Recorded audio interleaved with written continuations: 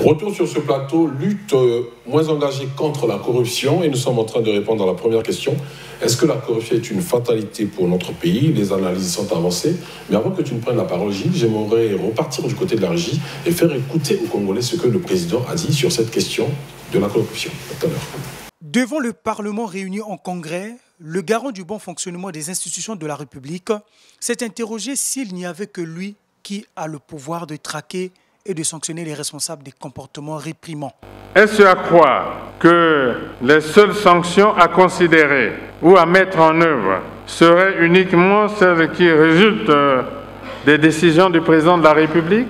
Dans notre pays, aucune disposition n'interdit au procureur de la République de se saisir des dossiers délictueux, y compris ceux portant sur des crimes économiques.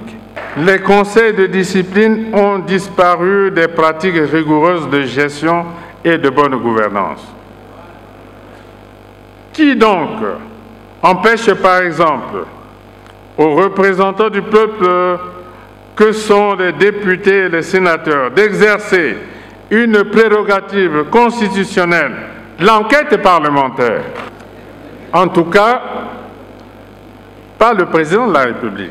Face au comportement incongru, aujourd'hui érigé en mode de gestion par une frange des gestionnaires des établissements publics qui ont fait de ces entités du pays leur épicerie, détruisant ainsi l'économie congolaise, le chef de l'État n'a pas manqué de dénoncer ces pratiques.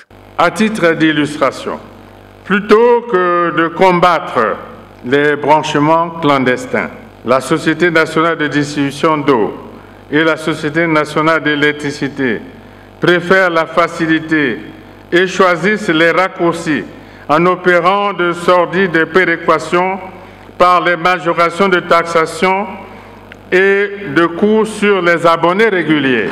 Ainsi, d'honnêtes compatriotes payent le prix de l'incivisme de certains citoyens. L'application de la loi dans toute sa rigueur redonnera à ce terme de rupture son sens le plus profond et renforcera les capacités de la République à sévir contre les comportements déviants. Luc l'a dit, en tout cas, il n'interdit personne de mener son enquête parlementaire et à d'autres, aux dignitaires, enfin personnes nommées à ces postes, de traquer les corrupteurs. Gilles. Lorsque je suis le président de la République, ça me fait penser à son discours au sortir de la conférence nationale souveraine. Là, il disait « j'assume ». À l'époque, le président avait pris tout sur lui. Les crimes économiques, tout sur lui. Mais aujourd'hui, lorsqu'on écoute ce discours, le président, il ne veut plus assumer pour les autres. En tant que président de la République, c'est rejeter la responsabilité, placer les cadres congolais, que ce soit le pouvoir législatif, le pouvoir judiciaire, devant leurs responsabilités. Vous savez, lorsque vous sillonnez nos administrations, nos entreprises, les gens posent des actes délictuels au nom du président de la République. Je prends un cas simple. Vous savez que la plupart des entreprises congolaises ne présentent pas de bilan, pas de compte de résultat. Mais ce n'est pas au président de la République. Parce que comment voulez-vous jauger de la gestion d'un dirigeant s'il n'y a pas des états financiers? Vous allez voir, toutes les entreprises n'ont pas de bilan, n'ont pas de compte de résultat, ne présentent rien de telle sorte. Je vais rebondir sur un aspect, sur ce qu'a évoqué Arsène tout à l'heure. Pas Arsène, Arsène. Arsène, plutôt. Lorsqu'il dit que de l'argent aurait été découvert au Portugal, dans certains pays. Je dis, quel est le rôle de la société civile? Parce qu'il ne suffit pas aujourd'hui de dire que l'argent est quelque part, mais la responsabilité de notre société civile de prendre le taureau par la corne. Parce que, qu'est-ce que l'on constate? En règle générale, ce sont les ONG internationales qui sont aux avant-postes sur ces combats. Mais au niveau local, que ce soit au niveau de l'opposition, que ce soit au niveau de la société civile, personne ne fût-ce que même pour porter plainte. Parce qu'il faut éviter également qu'on jette on jette l'anathème à un certain nombre de cadres. Je veux bien qu'un certain nombre de projecteurs soient braqués sur X ministres ou X directeurs généraux. Encore faudrait-il avoir les preuves et les prouver. Parce qu'aujourd'hui, ça risquerait de ressembler à une campagne de délation contre certains cadres. Parce que les gens disent qu'un tel est riche, un tel a de l'argent, mais personne n'arrive à les prouver. Parce qu'aujourd'hui, au Congo, être riche aussi, il faut se l'avouer, fait peur. Être riche au Congo aujourd'hui, oui, ça fait peur parce que si je remarque à notre passé communiste aussi, être riche, ça fait peur. Je dis aujourd'hui que la société civile a sa responsabilité. Dans la corruption? Non, parce qu'aujourd'hui, on crie tout le monde que le pays est corrompu. On le sait, encore faudrait-il le prouver. Ah, c'est oui. Bon, en tout cas, en tant que société civile, acteur de la société civile, je suis obligé d'essayer un peu de réagir par rapport à... Non, en fait, non, la société civile ne ferme pas les bras ou bien ne croise pas les bras pour ne rien faire. La société civile... Non, je parle de la société civile congolaise. Elle ne fait rien. Le dire, c'est parce que souvent vous n'êtes pas informé. Quand Publicaï, par exemple, vous produit un rapport sur la situation des recettes pétrolières au Congo, les gens chantent, on fait un écho à travers le monde. Mais au Congo, il y a des organismes de la société civile qui ont publié un rapport plus consistant que celui de Publicaï concernant les recettes pétrolières. Mais ce rapport, on ne fait pas de bruit parce que nous sommes au sein de notre État. Quand on l'a publié, on transmet au gouvernement pour examen. Si le gouvernement ne travaille pas, on prend d'autres pistes. Et en ce qui concerne le détournement des fonds publics, mais n'oubliez pas que ces sociétés, ceux qui travaillent, qui mènent ces enquêtes, je suis obligé maintenant de t'ouvrir la piste, qu'actuellement nous travaillons avec certains députés de la place pour voir comment faut-il rapatrier ces fonds. Mais le problème, c'est quoi? Quand je parle de la volonté politique, je suis obligé de faire la publicité. Par exemple, l'honorable Sirebina a écrit une lettre au président de l'Assemblée pour dire voici, il y a tant d'argent dans tel compte, voici, il y a tant d'argent dans tel compte, voici, il y a tant d'argent dans tel compte. Nous, en tant que députés, pendant que le peuple est en train de souffrir, pendant que les étudiants manquent de bourses à travers le monde, faisons des efforts pour rapatrier ces fonds. Mais il a engagé et actuellement, nous menons la démarche. Dans la société civile travaille. Deuxième élément, la société civile internationale est financée par l'argent des contribuables de leur État. Mais la société civile congolaise ne reçoit aucun franc des contribuables de son pays. En ce moment-là, donc, les seules sociétés civiles que vous voyez travaillent avec l'argent des étrangers. Mais pendant ce temps, notre propre argent, même quand c'est budgétisé, jamais la société civile ne peut obtenir un seul franc pour travailler, sauf si cette société civile travaille en collaboration avec les gens du gouvernement. Dans ces conditions, comment voulez-vous que les gens soient capables de travailler sur le terrain pour accompagner et pour jouer un rôle qui puisse permettre de suivre les politiques publiques? Nous faisons des efforts avec le peu de moyens que nous disposons pour travailler, et toutes ces informations que je vous mets sur le plateau, ce n'est pas le gouvernement qui nous le donne, nous faisons un travail pour les avoir. Hassan, merci beaucoup, mais nous devons avancer dans le débat quand même. Hein. Alors, 20 secondes, Joachim. Oui, mais... on devrait avancer dans le débat. 20 secondes. C'est très intéressant. Je crois qu'il faut rassurer effectivement notre ami, notre frère Gilles, que la société civile congolaise mène un grand travail dans le cadre de la bonne gouvernance publique, dans le cadre de la lutte contre les antivaleurs. Et je peux même dire que cette société civile est à l'avant-garde. Depuis pratiquement l'accession du pays, l'ouverture du pays à la démocratie au lendemain de la conférence nationale.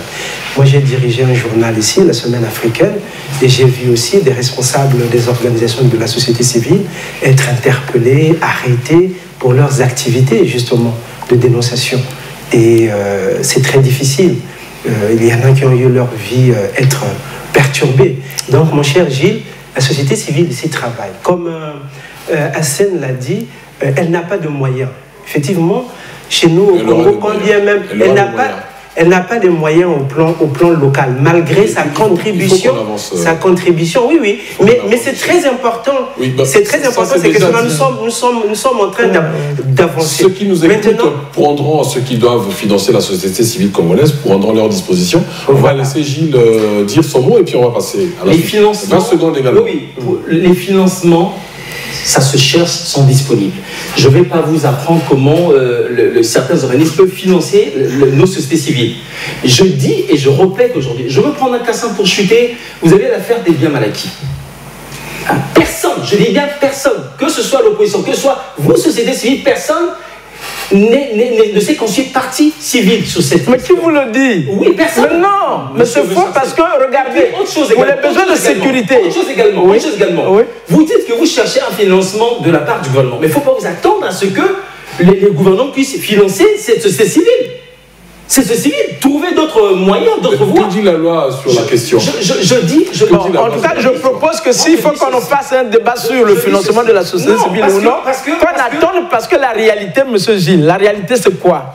C'est que nous bénéficions des financements. Je dis ceci, mais c'est l'argent des contribuables des autres pays. Pourquoi l'argent? Quand tu parles des financements, il y en a. Vous pensez que l'argent là, il le ramasse ailleurs, mais c'est les contribuables des autres pays qui apportent. Or, l'Afrique n'a pas encore pris cette disposition en dehors de quelques pays pour mettre de l'argent à la disposition des ONG qui travaillent. Mais nous travaillons avec l'argent des autres. Comment voulez-vous? La plupart des ONG aujourd'hui sont presque féodés aux structures internationales du fait qu'ils dépendent de leur argent. Mais nous qui avons accepté notre indépendance, qui ne prenons aucun sou des partenaires, nous nous débrouillons comme au village à faire, mais nous faisons. Avec les risques que vous voyez, vous entendez les gens en prison. Nous allons avancer. Il faut quand même un point. Il faut qu'on avance. Un point d'éclaircissement. Oui, il faut qu'on avance. On va avancer dans le débat. Nous sommes dans la corruption. Mais tout ça, c'est des éclairages. Alors, on va avancer. Une commission mixte, finalement, de lutte contre la corruption, la concussion et la fraude et l'exigence du FMI. Cela traduit, on l'a dit tout à l'heure, qu'il y a un dysfonctionnement au sein des instruments nationaux mis en place. En d'autres termes, il y a toujours corruption. Nous sommes toujours d'accord. La question est, la commission mixte ferait-elle mieux? Hassan? Bon, en tout cas, si vous demandez mon avis, j'ai un autre point qui est différent. Oui, ce n'est pas la commission qui viendra régler le problème de la corruption dans notre pays. Mixte. Peu importe, ce n'est pas cette commission qui réglera, parce que il faut attaquer le mal à la racine. Qu'est-ce que je pense? Le mal, c'est d'abord la pauvreté. Le mal, c'est d'abord la mauvaise gouvernance. Donc, je prends seulement ces deux éléments. En ce qui concerne la pauvreté, qu'est-ce qu'il faut faire? Il faut permettre au pays de relever le niveau de vie des citoyens.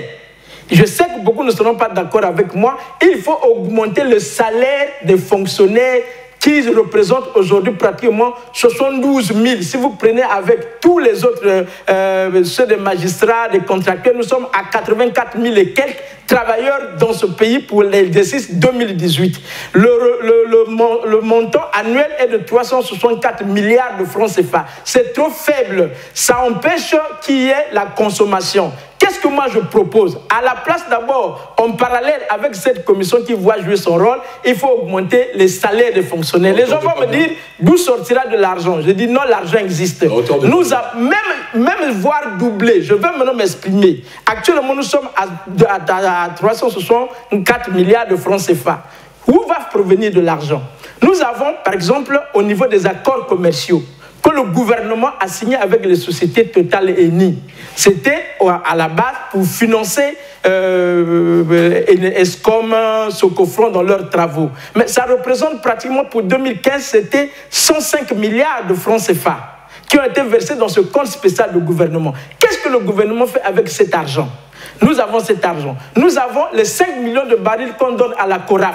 Ça représente, quand le baril est élevé, autour de 300 milliards de francs CFA. Ça fait 400 milliards de francs CFA. Nous avons l'accord pour le financement pour rembourser la centrale électrique de Nzeno. C'était Eni qui prenait. Il a presque terminé. Nous avons l'accord avec Eni pour la centrale électrique du Congo. Ça représente pratiquement 2 52 000 barils l'an qu'il prélève. Quand vous prenez tous ces barils, nous pouvons signer un accord pour garantir d'abord le revenu des citoyens avec Total Eni pour que cet accord serve à financer réellement le paiement des salaires pour que le ministre des Finances soit libéré pour se préoccuper des problèmes d'investissement dans le pays. Or, qu'est-ce qui se passe actuellement? Le ministre casse sa tête pour voir, quand la fin du mois approche, comment faut-il mobiliser les fonds pour payer le salaire? Est-ce qu'un gouvernement, payer un salaire, c'est un succès pour un gouvernement? Ça, c'est du quotidien.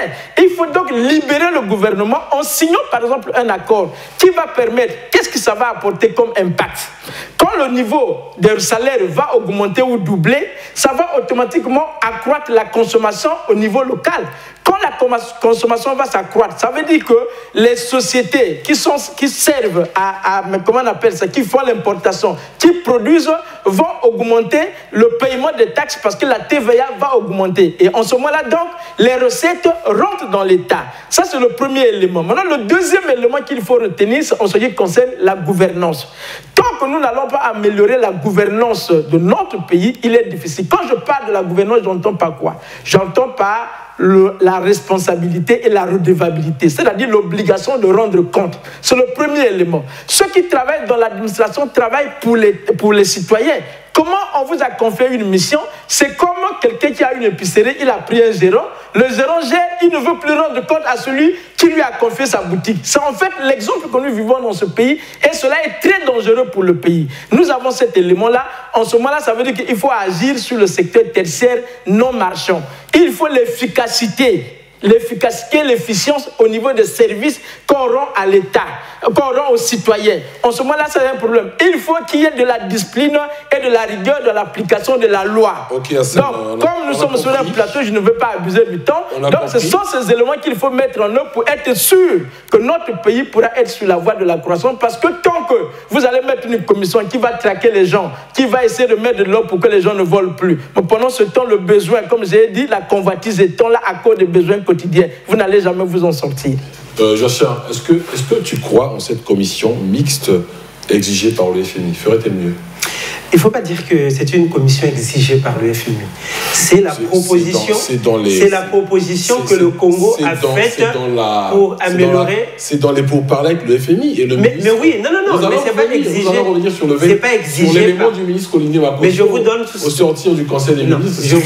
En tout cas, il y a une commission mixte qui doit être mise en place. Une commission indépendante. Oui, c'est indépendant. Voilà. Mais ne dites pas que c'est pas, c'est-à-dire que le gouvernement qui. Je vous explique. Voilà, le gouvernement a proposé que pour améliorer la lutte contre la corruption, je vais faire ceci, faire de cette commission un organe indépendant avec des pouvoirs renforcés. Et le FMI a dit, ok, nous retenons ça comme condition. Hein? Mais le gouvernement est rentré en négociation avec le FMI. Il faut bien qu'ils disent les efforts. En négociation avec le FMI pour penser à cela. Est-ce que c'est un gouvernement sérieux? Si vous voulez, je partage. Je partage que finalement, cette commission mixte indépendante ne fera pas mieux quand je vous entends parler. Mais c'est-à-dire que je crois que Hassen a donné l'ensemble. Il faut pas.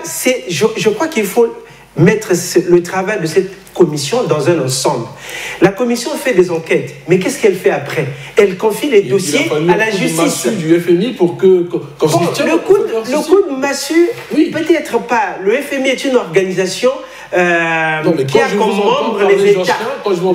Et le Congo est membre de cette organisation. Le gouvernement n'aurait pas pensé à cette commission mixte indépendante. Donc finalement, ces acteurs la font exprès. Mais on vous a bien dit que ça fait des années depuis que le président parle de la lutte contre les antivaleurs. Je retiens que le gouvernement fait exprès. Non, je dis une chose.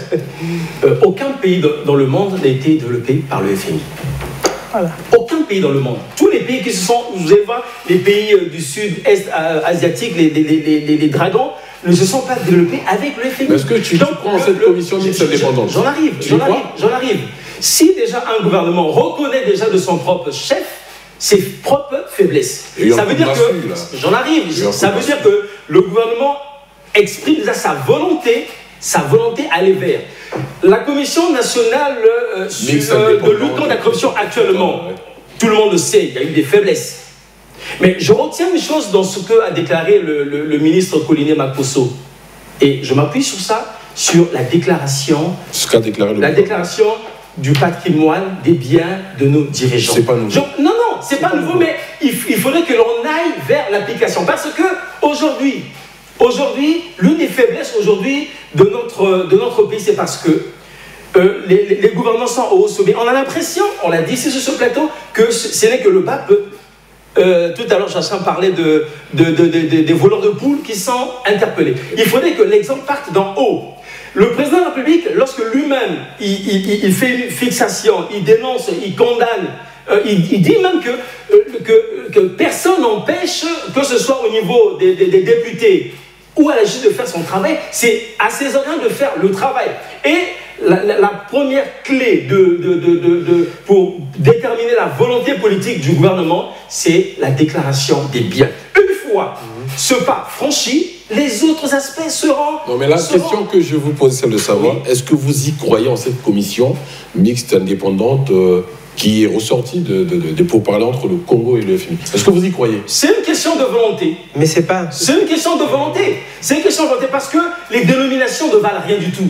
On a connu au Congo, lors des élections, la Commission nationale d'Occident, les dénominations ne valent rien, mais c'est le contenu. Qu'est-ce que nous allons mettre dans cette commission nationale de lutte contre la corruption, cette commission indépendante? Quel est le contenu? Et je crois que l'idéal, en termes de proposition, l'idéal serait qu'il y ait enfin un pôle dédié à la corruption au niveau de nos tribunaux. Parce qu'en règle générale, le président de la commission de lutte contre la corruption, le ministre Lamir Nguele, il y a une guéguerre entre lui et le procureur de la République. Parce que dans l'organisation de la commission nationale de lutte contre la corruption, eux, ils s'arrêtent à faire des investigations et ils remettent les dossiers au niveau de la justice. Et c'est la justice qui ne fait pas son travail. La commission actuelle, elle a fait un travail remarquable. Moi, j'ai lu des rapports, que ce soit depuis 2010, 2012, 2013, notamment sur les municipalisations accélérées. Vous allez constater qu'elle a décrit, elle a identifié les faits, les responsables. Malheureusement, lorsque les dossiers sont renvoyés au niveau de la justice, les juges ne font pas leur travail. C'est pour cette raison que le chef de l'État rebondit lors de son adresse devant le Congrès réuni, le Congrès réuni, le Parlement réuni en Congrès. Il fait son mea culpa pour dire que je suis le président de la République. Je ne fais pas tout, je n'empêche pas aux juges de travailler, je n'empêche pas aux députés de faire leur travail, ils ont qu'à faire leur travail. Autrement dit, les responsables de cette corruption sont déjà au sein de la justice. Mais le président de la République l'a dit. Et c'est ce qu'on le président de la République l'a dit.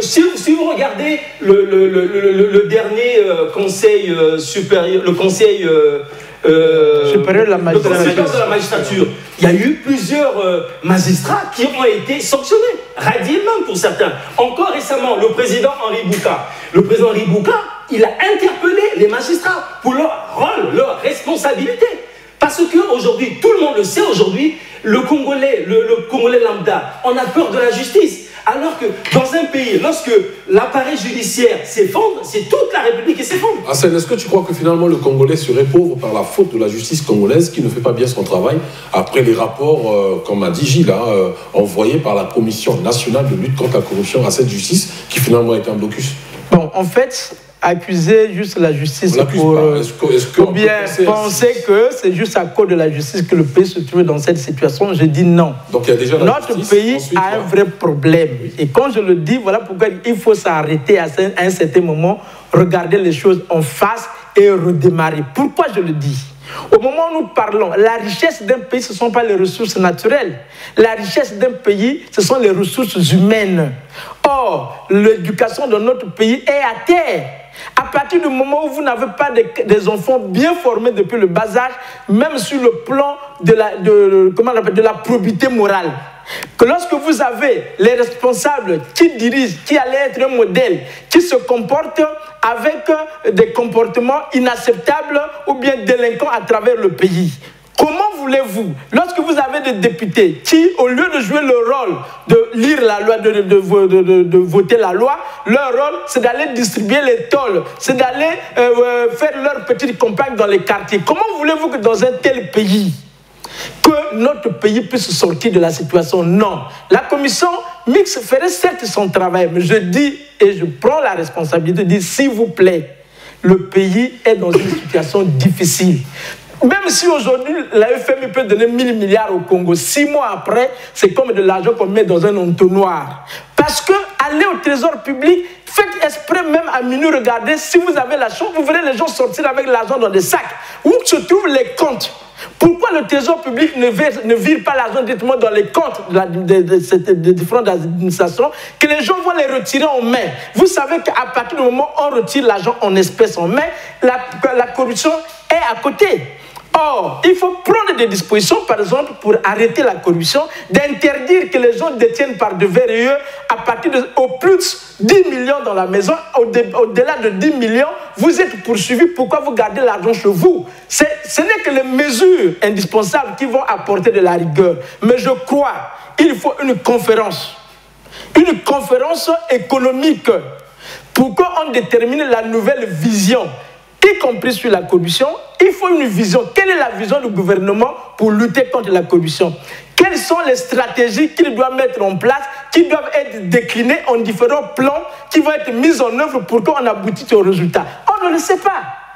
On entend, mais aujourd'hui, même s'ils en ont, ce n'est pas disponible pour que les citoyens puissent lire. Il faut intervenir les cadres à travers le pays. Même en dehors de ceux qui sont dans l'administration, il y a dans la société civile, il y a auprès du patronat des cadres qui peuvent contribuer, mis ensemble, pour produire un nouveau modèle qui va servir à la relance du pays. Voilà, sans ça, quel que soit ce que vous allez faire, notre pays va revivre les mêmes choses. Nous sommes arrivés à la fin de notre émission. Alors, peut-être en 30 secondes, hein, une dernière question à Gilles, à Joachim et à Hassen, mais de manière, on va dire, résumée. Selon vous, quels sont les secteurs les plus touchés, de manière résumée?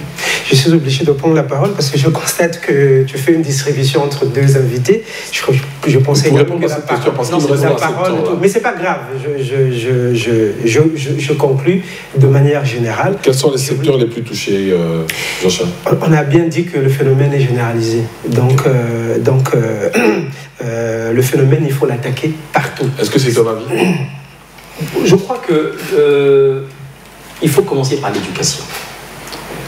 Il y a des axes prioritaires. Oui, les axes prioritaires, c'est oui, c'est l'éducation, parce que si l'éducation, la base, parce que le problème du Congo, c'est la faillite de l'homme. Donc la ressource humaine. Arsène partage le même avis, la ressource humaine. Oui, c'est la ressource humaine, mais ce que je souhaite, c'est que le président ne se décourage pas. Il a le mandat du peuple. Il doit tout faire pour arriver au résultat et nous l'encourageons. Bon courage, Monsieur le Président de la République. C'est la fin de cette émission, mesdames et messieurs. J'ai eu le plaisir de recevoir un très grand du journalisme au Congo, Joachim Manza. Merci, mon frère, d'être venu. Merci. J'ai eu un grand économiste, Gilles Ndongo, qui n'est plus à présenter. Gilles, merci. Merci. Et puis Hassen Bozir de la société civile, que vous êtes en train de découvrir avec tous ses talents. C'est un homme qui aime les chiffres. Merci, Hassen. Merci beaucoup. Et moi, je vous dis au prochain débat. Merci.